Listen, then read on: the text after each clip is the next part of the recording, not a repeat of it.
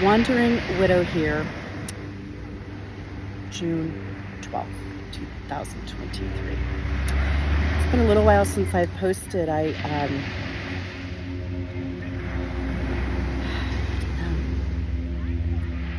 It's all a blur. A couple highlights. Oh, by the way, I'm at the beach in Sebastian. I'll turn this around because it's pretty awesome.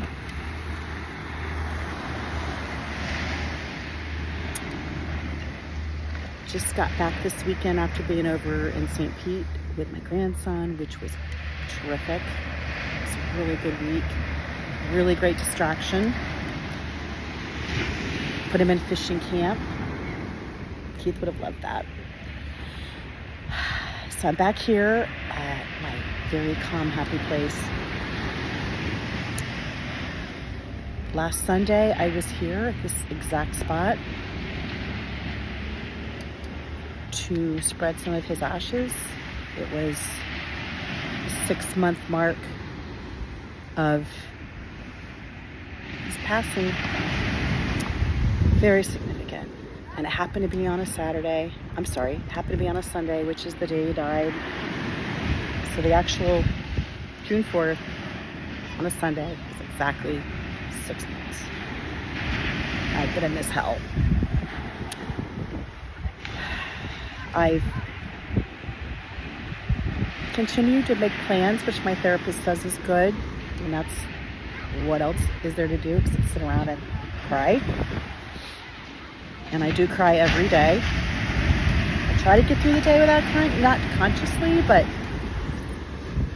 it's very evident I can't do that, but it's okay. A former colleague of mine lost her husband. She's 41.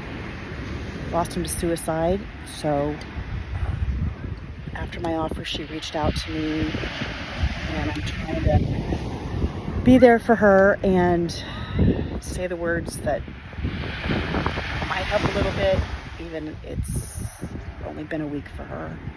How tragic with young children. I can't imagine going through the grief that I'm going through and having suicide on top of that. You know, I can sit here and agonize over, was it the oysters? Was it the turkey we made? Small choice changes we could have made, he'd still be here. I don't know, That's anguish. That's just creates a lot of anguish for me. But I cannot imagine having my beloved die at his own hands with no warning signs, nothing.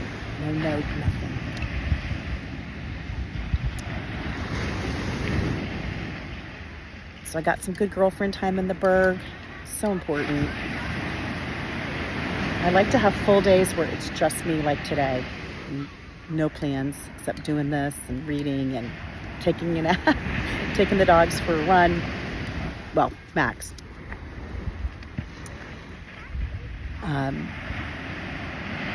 But then I have to have, plans. Tomorrow I'm going to meet one of my high school besties for yoga. Wednesday I'm having lunch with my friend that's a retired judge, so she's off work. Yay. Yesterday there was 8 of us that got together, high school group with their partners. It was fun.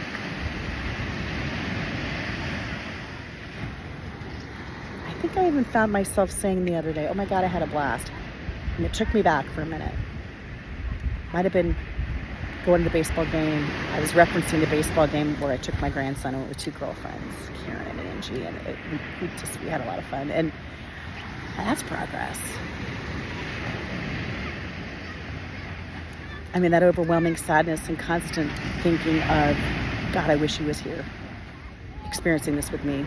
Even out in the water just now, I just want to kiss him right here in the water. I want to hold his hand, walk on the beach, which we did a good amount of time, not enough. So I'm in Sebastian until July 4th week, and I'll take my first true road trip out of the state to Virginia. I could really look forward to that. And then preparing to get his tree planted at the church, which I worked on this past weekend. So all these things, I guess, are part of the healing process, and they're really kind of left with no choice, but do my good amount of prayer time, meditation time, reading, crying, journaling, and watching mindless television. A lot of mindless television. It's kind of fun. Anyway, like I said, I was here last Sunday to have my husband experience Sebastian in his afterlife, which he loved here. So it was appropriate. I'm like spreading them in very special places. It's part of the mourning process. All about the mourning.